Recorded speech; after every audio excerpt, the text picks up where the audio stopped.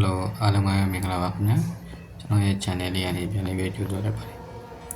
ပကန်း KU ရဲ့အနွယ်တာမင်းစကူပေးပြီးတက်ခိုက်ခဲ့ရတဲ့ဂျွန်းစစ်တီတွေအကြောင်းမြန်မာသမိုင်းမှာတော်တော်လေးစိတ်ဝင်စားဖို့ကောင်းတဲ့အခန်းကဏ္ဍတစ်ခုဖြစ်ပါတယ်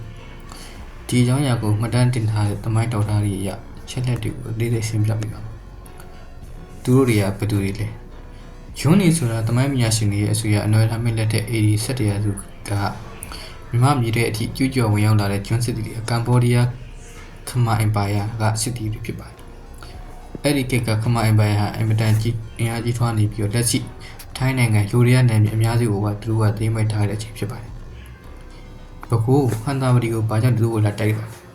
။အဲ့ဒီချိန်ကဘကူနဲ့တရုံပေါင်းအောက်မြန်မာပြည်ရဲ့မွန်လူမျိုးတွေရဲ့ရာမညဒေသဖြစ်ပါတယ်။ရာမညဒေသဟာစိတ်ကမ်းမျိုးတွေဖြစ်လို့ပုံတမှုကောင်းပြီးချမ်းသာကြွယ်ဝတဲ့အတွက်အရှိဘက်ကခမာဂျုံဘီရင်ကနေမြေချက်ထွင်မှုစစ်အင်အားလုံးရင်တရားတိုက်ခိုက်ခဲ့ဖြစ်ပါတယ်။ပကံမျိုးကိုဂျွန်းစစ်တီတွေဝိုင်းထားတဲ့အချိန်မှာပဲပကူးမဲမွန်မဲဟာအင်အားချင်းမမျှတတဲ့အတွက်အထက်ပြည်အနွယ်တာမင်းရှိကိုတော်ရင်လောက်ပို့ပြီးတော့စစ်ကူတောင်းခံခဲ့ရပါတယ်။အနွယ်တာမင်းကြီးရဲ့စစ်ကူနဲ့သူရကောင်းတွေအနွယ်တာမင်းကြီးဟာရာမညဒေသကိုဂျွန်းတွေလက်ထက်ပါမသွားစေဖို့နဲ့နေဆက်လုံခြုံရေးအတွက်စစ်ကူပေးဖို့ဆုံးဖြတ်ခဲ့ပါတယ်ဒါပေမဲ့ပကံစစ်တပ်ကြီးတစ်ခုလုံးကိုချီတက်တာမျိုးမဟုတ်ပဲအင်မတန်တမျိုးတရုံးရည်ပြေးသွားတယ်။မြင်းစစ်တီတို့400နဲ့အတူနာမည်ကျော်သူရကောင်း၄ဦးကြီးဖြစ်တဲ့ကျန်စစ်သားငထွေယူငလုံးလက်ပဲညောင်ဦးပြီးတို့စစ်ကူပေးစီလုပ်ခဲ့ပါတယ်။စစ်ပွဲအချိန်နဲ့ကျုံလို့ရှုံးနေဘူး။တမိုင်းရာဇဝင်တွေဆိုရကျုံစစ်တီတွေဟာအရေးအတွက်အပြည့်ထောင်တောင်းချီပြီးအင်အားအလုံးများပြသလိုရှင်လုံးမြင်းလုံးတွေနဲ့အလုံးအင်မတန်ထက်မြက်ကြပါတယ်။ဒါပေမဲ့ကျန်စစ်သားဦးဆောင်တဲ့ပကံစစ်တီတွေပျောက်ကြားစစ်ပြူဟာရဲစွမ်းတပ်တီနဲ့လက်ရုံးရည်တို့မရှင်နိုင်ခဲ့ပါ။ကျန်စစ်သားနဲ့သူရဲကောင်းတွေဟာဂျွန်းစစ်တပ်ရဲ့တပ်မှုတွေကိုထိတ်တိုက်ရင်ဆိုင်ခဲ့ပြီးချီးမွမ်းခဲ့ပါ။ဂျွန်းစစ်တီတွေရဲ့ခေါင်းဆောင်တမိုင်းမှာဂျွန်းစစ်ဘိုလ်လို့ခေါ်တဲ့စစ်သူကြီးကိုကျန်စစ်သားစီးချင်းထိုးပြီးတော့နိုင်ယူခဲ့ပြီးတော့ဂျွန်းစစ်တပ်ကြီးတစ်ခုလုံးပြိုပြဲဖြစ်ပြီးရှစ်ဆုပ်ပြေးခဲ့ရပါတယ်။ဒီစစ်ပွဲရဲ့တမိုင်းဝင်ရလက်ကတော့ဂျွန်းစစ်ပွဲဟာမြန်မာတိုင်းမှာအကျိုးကွက်တစ်ခုဖြစ်ခဲ့ပါတယ်ပကံနဲ့မွန်တန်တမန်ရေးဘကိုးမင်းဟာကျေးဇူးတင်တဲ့အနေနဲ့သမီးတော်မဏိစန္ဒတန်မူလာကိုအနွယ်လာမင်းကြီးထံဆက်သလိုက်ပါတယ်။ဒါဟာနောက်ပိုင်းမှာပကံနဲ့အောက်မြန်မာပြည်မွန်ဒေသကိုမဏိစန္ဒကိုနှံစားဖြစ်ခဲ့ပါတယ်။ကျန်စစ်သားထင်ရှားလာခြင်းဒီစစ်ပွဲဟာကျန်စစ်သားဟာတိုင်းပြည်ရဲ့အားထားရသောစစ်သူကြီးအဖြစ်ရည်မှန်းလာတယ်။ပိုင်းနဲ့နယ်မြေအဖြစ်သတ်မှတ်လိုက်ခြင်းဂျုံးတွေကိုမောင်းထုတ်ပြီးတော့နောက်မှာအနွယ်လာမင်းကြီးဟာအရှိပဲနယ်စပ်ရက်ကိုထိုင်းနယ်စပ်ကရင်ကရားနဲ့စမ်းပြည်နယ်တောင်ပိုင်းဒေသတွေမှာကရုမျိုးပေါင်း43မျိုးကိုတိစောက်ပြီးကျွန်းခမာယူရီးယားတို့နဲ့နောက်ထပ်ကျူးကျော်ဝင်ရောက်လာနိုင်အောင်လို့ကာကွယ်ရေးတိုင်းအခိုင်အမာချမှတ်ခဲ့ပါတယ်။နော်နာမီကြီးရဲ့စစ်ကူတပ်နဲ့ကျွန်းခမာစစ်တီတိုက်ခတ်ခဲ့တဲ့ပွဲစ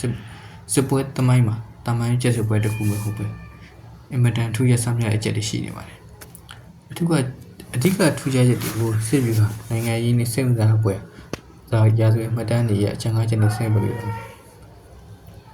အနေနဲ့မြတိုက်ခိုက်ကြီးအနိုင်ယူခဲ့ခြင်းကိတိကမန်ဒိုဘီဒီစစ်ပွဲရဲ့ထူးခြားချက်ကစစ်အင်အားကြီးမမျှတဘူးဖြစ်ပါတယ်။ဂျွန်းစစ်တပ်ဟာဗဟိုမြို့တစ်မြို့လုံးကိုဝိုင်းထားနိုင်အောင်ထောင်တောင်းချီတဲ့စစ်တီအင်အားစစ်တပ်မြင့်တက်နေလာတာဖြစ်ပါတယ်။ဒါပေမဲ့နော်တာမင်းကြီးစီလိုတဲ့တာကတော့တမတော်ကြီးတစ်ခုလုံးမဟုတ်ပဲကျန်စစ်သားဥဆောင်ရဲ့ထူးခြားချက်ထားရဲ့မြင့်စစ်တီတော့400တာဖြစ်ပါတယ်။ဒါဟာကိတိစစ်ပြူဟာရပြောရရင်ရန်သူနောက်တန်းကိုဖျက်တော့ဖို့ဒါမှမဟုတ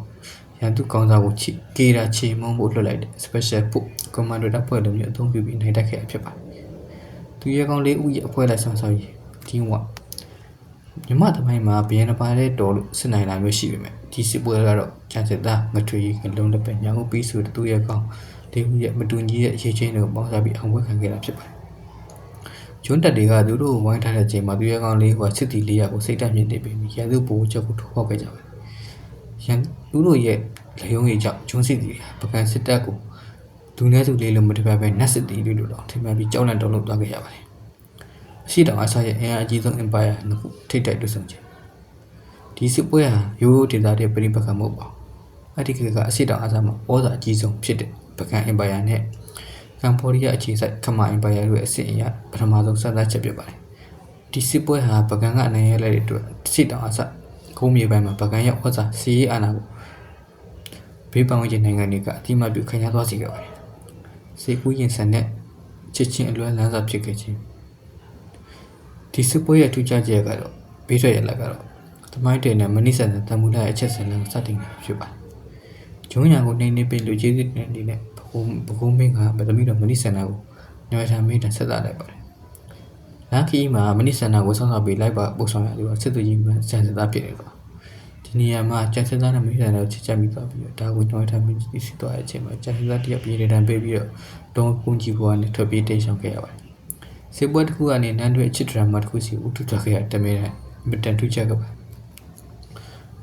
မြမပထမဆုံးပပဆုံးဂျာကစစ်နေပြီးပေါ်ပေါက်လာခြင်းစစ်ပွဲပြီးသွားတဲ့အခါမှာအနော်ရမင်းကြီးဟာရန်သူကိုမောင်းထုတ်နေအားမရပဲရေရှိကာဝေးရေးဖြူအောင်ပြောင်းလဲခဲ့ပါတယ်။ဂျွန်ခမာလီနောက်ထပ်နေဆက်ကိုဖြတ်မလာတဲ့အောင်ရှာယုံမတောင်းတတစ်လျှောက်မှာကတုံးမြို့43မြို့ကိုတပြိုင်နက်တည်ခဲ့ပါတယ်။ဒါဟာမြမသမိုင်းမှာတိုင်းပြည်ကာကွယ်ရေးအတွက်နေဆက်ဆောင်တက်ပြီးဇာကစစ်နေမြေပြီးပပဆုံးတွေကိုစစ်နုတ်တိကျပထမဆုံးချမှတ်တည်ဆောက်ခဲ့တဲ့စစ်ပွဲတွေဖြစ်ပါတယ်။အဆုံးထိကြည့်ပြီးလို့အားလုံးကျေးဇူးတင်ပါတယ်